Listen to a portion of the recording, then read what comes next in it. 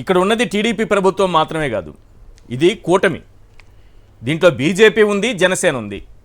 మరి వీళ్ళెవరూ మాట్లాడరు ఎందుకు? నెల రోజులుగా జరుగుతున్నటువంటి అరాచకం పైన కేంద్రంలో అధికారంలో ఉన్నది బీజేపీనే కదా, ఎన్డీఏ గవర్నమెంటే కదా. మరి ఎవరో ఎందుకు మాట్లాడరు? జనసేన ఎందుకు మాట్లాడదు? బీజేపీ ఎందుకు మాట్లాడదు? ఎందుకు అందరూ సైలెంట్గా ఉన్నారు ఈ అరాచకాలను చూస్తూ? ఇప్పుడు ఈశ్వర్ గారు, మనము నిన్న మొన్న చూసాం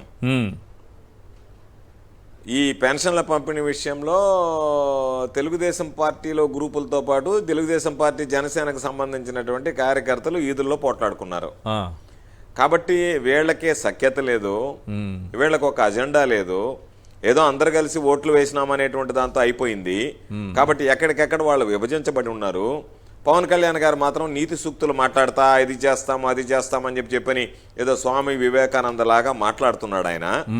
నేను అనేది వీళ్ళ అందరూ కూడా ఈరోజు ఎవరు ఎన్ని చెప్పినా ఈ రాష్ట్రంలో చంద్రబాబు నాయుడు కబంధ హస్తాల్లో నలిగిపోవలసింది తప్ప వీళ్ళు ఎవరికి స్వతంత్రత, స్వేచ్ఛ, సమానత్వం కూడా ఉంటుందని నేను అనుకోను. అందుకని వీళ్ళ మాటలు ఏవి కూడా చంద్రబాబు నాయుడు గారు మోడీ గారిని కలిసారు కదా, ఢిల్లీలో ఉన్నారు కాబట్టి ఈ రాష్ట్రంలో పరిస్థితులు గవర్నర్ గారు ఎప్పటికప్పుడు నివేదికలు, అంటే ఏ ప్రభుత్వం ఉన్నా గవర్నర్ గారు కేంద్రానికి కొన్ని నివేదికలు పంపిస్తూ ఉంటారు కదా. నిజానికి మోడీ గారికి తెలియకుండానే ఉంటుందా, అమిత్ షా గారికి తెలియకుండానే ఉంటుందా ఈ రాష్ట్రంలో పరిస్థితులు? నేను ఒక ఎగ్జాంపుల్ చెప్తాను సార్. ఇదే ఒకవేళ మీ గవర్నమెంట్ ఉండి ఒక్క దాడి జరిగి ఉన్నా, ఒక్క హత్య జరిగి ఉన్నా, ఇలా ప్రధానమంత్రి గారిని జగన్మోహన్ రెడ్డి గారు కలవడానికి వెళ్ళిన సమయంలో మరుసటి రోజు పేపర్లో ఏమొచ్చేదంటే ఎల్లో మీడియాలో జగన్మోహన్ రెడ్డి గారిని షర్టు పట్టుకుని నిలదీసిన ప్రధాని మోడీ, జగన్మోహన్ రెడ్డి గారిని కడిగి పారేసిన అమిత్ షా, ఇలా రాసేవాళ్ళు. ఇంత దుర్మార్గంగా రాసేవాళ్ళు. మరి ఇన్ని జరుగుతున్నాయి, మరి ఇప్పుడు షర్ట్లు పట్టుకోరా, ఇప్పుడు కడిగి పారేరా? అంటే మొన్న మనము పార్లమెంట్లో కూడా చూసాం, మనము మాట్లాడుకోవడం కాకుండా దేశవ్యాప్తిగా కూడా మన రాష్ట్రాన్ని గురించి ఎటువంటి చర్చ జరుగుతుంది అనేటువంటిది మనం పార్లమెంట్లో కూడా చూసాం. అది ప్రత్యక్షంగా ఏదో మనకు పడనటువంటి పార్టీ అనో ఇంకొక పార్టీ అనో మాట్లాడబడలేదు. ఈ దేశంలో ఉండేటువంటి ప్రధానమైనటువంటి సీనియర్లుగా ఉండేటువంటి పార్లమెంటేరియన్ల అభిప్రాయం ఏందనేటువంటిది కూడా మొన్న జరిగినటువంటి పార్లమెంట్ సమావేశాల్లో చూసాం. అందులో భాగంగా మన రాష్ట్రాన్ని గురించి కూడా బ్రహ్మాండంగా వాళ్లే కడిగారు. ఎవరు కడిగినా కడగకపోయినా వాస్తవాలన్నింటినీ కూడా పార్లమెంట్ సాక్షిగా కడిగి వదిలిపెట్టారు. చంద్రబాబు నాయుడిని, మోడీ గారిని, ఇద్దరిని, మోడీ గారి ముందు చంద్రబాబు నాయుడు గారి గురించి, ఇద్దరిని గురించి కూడా మాట్లాడడం జరిగింది.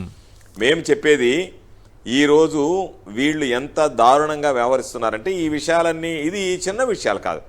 ప్రాణాలు తీసిన దగ్గర నుంచి, ఆస్తుల దగ్గర నుంచి, ఆస్తులు పోవడం దగ్గర నుంచి, ఆస్తులు బలవంతంగా లాక్కోవడం దగ్గర నుంచి, దాడులు చేయడం దగ్గర నుంచి, రెచ్చగొట్టడం దగ్గర నుంచి, సెంట్రల్ ఇంటెలిజెన్స్ ఫెయిల్ అయ్యింది, సెంట్రల్ ఇంటెలిజెన్స్ ద్వారా వాళ్ళకి నిఘా వర్గాల ద్వారా ఈ సమాచారం చేరటం లేదని మనం అనుకోబడలేదు. కానీ వాళ్ళు ఈరోజు వాళ్ళ అవసరాలు తీర్చుకోవాలి కాబట్టి ఈరోజు ఏదో ఒక విధంగా చంద్రబాబు నాయుడు ఈరోజు అక్కడ చేరాడు కాబట్టి వాళ్ళు దీన్ని చేయొచ్చు. కానీ అయితే దీంట్లో అందరూ గమనించాల్సింది, చంద్రబాబు నాయుడుతో పాటు ఈరోజు తెలుగుదేశం పార్టీ చేస్తున్నటువంటి విపరీతమైనటువంటి ధోరణి, చంద్రబాబు, లోకేష్ తీసుకుంటున్నటువంటి నిర్ణయాలు, దానితో పాటు రాబోయేటువంటి రోజుల్లో జనసేన, బీజేపీ ఈ మూడు పార్టీలు కూడా సమాధి అయ్యేటువంటి పరిస్థితి ఆంధ్ర రాష్ట్రంలో ఏర్పడుతుంది. కాబట్టి వీళ్ళు వీటిల్ని రెడ్ బుక్ రాజ్యాంగమే సమాధి చేస్తున్నారు మాట్లాడగలుగుతారని కానీ, రెడ్ బుక్ రాజ్యాంగమే తప్ప రెడ్ బుక్ రాజ్యాంగాన్ని దాన్ని మీరు ఎందుకు రెడ్ బుక్ తీస్తున్నారని మాట్లాడేటువంటి ధైర్యం కానీ, ఈ దాడులను ఆపమని చెప్పేటువంటి సాహసం కానీ నాకు తెలిసి ఆ రెండు పార్టీలకే ఆంధ్ర రాష్ట్రంలో ఉంటుందని నేను అనుకోవడం. కానీ ఎందుకు చంద్రబాబు నాయుడు గారు ప్రధాని గారిని ఎందుకు కలుస్తున్నారంటే ఏం చెప్తారు? మొన్న అసెంబ్లీలో పార్లమెంట్లో టీఎంసీ ఎంపీ బెనర్జీ మాట్లాడిన తరువాత చంద్రబాబు నాయుడు గారు మోడీ గారిని కలవడం వెనుక ఏంటి అసలు? ఈ కేసుల గురించి మాట్లాడుకోవడానికే వెళ్ళారనుకోవాలా, రాష్ట్ర ప్రయోజనాల కోసం? ఒకే విషయం ఈశ్వర్ గారు, సింపుల్. చంద్రబాబు నాయుడు అనేటువంటి వ్యక్తికి స్వప్రయోజనాలు, స్వార్థ ప్రయోజనాలు తప్ప రాష్ట్ర ప్రయోజనాలు పట్టవు. ఎందుకు నేను ఈ మాట అనగలుగుతున్నానంటే, ఈరోజు ఆయన దానికి నిధులు తేవడానికి వెళ్ళాడు, దీనికి నిధులకు వెళ్ళాడు అని చెప్పిన రకరకాలైనటువంటి కలరింగ్లు ఇస్తున్నారు. రాజధాని అంటున్నారు, పోలవరం అంటున్నారు, సంక్షేమ కార్యక్రమాలు అంటున్నారు, రకరకాలని చెప్తున్నారు. కానీ పక్కన ఉన్నటువంటి బీహార్ రాష్ట్రం మీద, అదేవిధంగా ఈరోజు ఆంధ్ర రాష్ట్రం మీద నిలబడి ఈరోజు నరేంద్ర మోడీ గారు ఆయన అధికారంలోకి రావడం జరిగింది.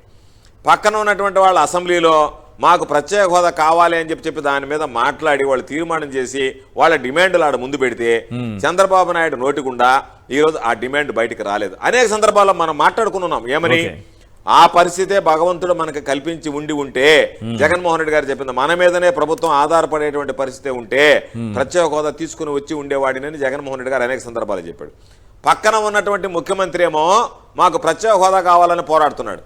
ఈ ముఖ్యమంత్రి ఏమో మాకేదన్నా ప్యాకేజీలు నిధులు ఇవ్వండి అని చెప్పి ఏ విధంగా అయితే 2014-19 ముందు పోలవరం ద్వారా రైతుల ప్రయోజనాలను తాకట్టు పెట్టి జాతీయ హోదాలో ఉన్నటువంటి పోలవరాన్ని ఏ విధంగా అయితే తన చేతుల్లోకి తీసుకుని తను దాంట్లో నుంచి పిండుకోవడానికి ప్రయత్నం చేశాడో ఆ ప్రయత్నంలో భాగంగానే ఈరోజు ఆయన పర్యటనలన్నీ జరుగుతున్నాయి. ఆయన స్వార్థ ప్రయోజనాల కోసం స్వప్రయోజనాల కోసం జరుగుతున్నాయి తప్ప రాష్ట్ర ప్రయోజనాలను ఏ రోజు కూడా పట్టించుకునేటువంటి పరిస్థితి లేదు. రాష్ట్ర ప్రయోజనాలు పట్టించుకుంటే ఈరోజు నేను 20 లక్షల ఉద్యోగాలు ఇస్తానని చెప్పి యువతకంతా ముసలి కన్నీరు కార్చారు. నేను అందరికీ ఉద్యోగ ఉపాధి అవకాశాలు కల్పిస్తాను.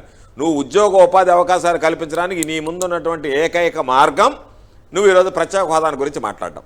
ఆ ప్రత్యేక హోదానే తాకట్టు పెట్టి దాని ద్వారా రాష్ట్ర ప్రజలందరికీ వెన్నుపోటు పొడుస్తూ నీ స్వార్థ ప్రయోజనాల కోసం నువ్వు వెళుతూ నీకు సంబంధించినటువంటి అనుకూల మీడియాలో కలరింగ్ ఇస్తూ ప్రజల్ని మభ్యపెట్టేటువంటి ప్రయత్నం చేసేయడం తప్ప చంద్రబాబు నాయుడు పర్యటనలో ఎక్కడ కూడా ఇటువంటివి లేవు. కాబట్టి ఇటువంటివి ఏవి కూడా మాట్లాడు జరగనటువంటివి. ఆ రోజు ఏదో జగన్మోహన్ రెడ్డి గారు నరేంద్ర మోడీ గారు మాట్లాడుకున్నప్పుడు వీళ్ళు ఏదో పరకాయ ప్రవేశం చేసి విన్నట్టుగా ఎవరూ లేనటువంటి రాతలన్నీ రకరకాల రాతలని రాయడం నెక్స్ట్ తెల్లవారికే అయిపోయింది ఇది అయిపోయింది అది అయిపోయింది అంటే ముందుగానే జగన్మోహన్ రెడ్డి గారి పర్యటనకి ఏం బ్యానర్ ఐటమ్ పెట్టుకోవాలి, మనం ఏ బ్యానర్ ఐటమ్ మనం హైలైట్ చేయాలి అనేది ఇటు ఎలక్ట్రానిక్ మీడియా కానీ ప్రింట్ మీడియా కానీ అంత ముందస్తు ఎక్సర్సైజ్ జరిగాయి. అందుకనే అందులో భాగంగానే ఆ రోజు అవన్నీ వెలువడ్డాయి. ఈ రోజు బహుశా వాళ్ళందరూ కూడా ఆహా ఓహో అంటూ ఏమి రాయాలి, చంద్రబాబు నాయుడిని ఏ విధంగా పొగడాలి, ఆయన ప్రధానమంత్రి ఏ విధంగా ఆయన బ్రహ్మాండంగా రిసీవ్ చేసుకున్నాడు, ఆయన రాష్ట్ర ప్రయోజనాల కోసం ఆహో రాత్రుల్లో కష్టపడుతున్నాడని చెప్పని కితాబ్ ఇచ్చాడు, ఇవన్నీ రాస్తారు.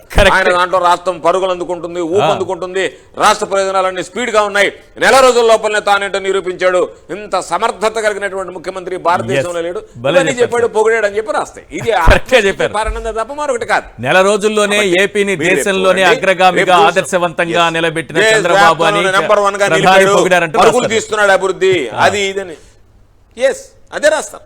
అందుకని వాళ్ళకి ప్రత్యేకంగా వాళ్ళ అజెండాలు వాళ్ళకు ఉన్నాయి, వాళ్ళ ప్లానింగ్ వాళ్ళకు ఉంది. కాబట్టి ప్రజలకు సంబంధించి కానీ వాస్తవాలు కానీ లేకుండా వాస్తవాలను వక్రీకరించి చంద్రబాబు నాయుడు మెహర్బానీ కోసం తెలుగుదేశం పార్టీని అధికారంలో తీసుకురావాలా, వైఎస్ఆర్ కాంగ్రెస్ పార్టీ మీద బురద చల్లడానికి ఏమిటనేటువంటి కోణంలో పనిచేసే చెప్ప చంద్రబాబు నాయుడు అనుకూల మీడియా వార్తల్ని వాస్తవాలని ప్రజలకు చెప్పాలని ఏ రోజు ప్రయత్నం చేయలే. ఈ రోజు మరింతగా ఉధృతంగా వాటిని కొనసాగించేటువంటి పరిస్థితి ఉంటుంది తప్ప ప్రజల ఆలోచనల ప్రకారం పనిచేస్తాయనేటువంటిది అనుకోవాల్సినటువంటి అవసరం లేదు. రైట్.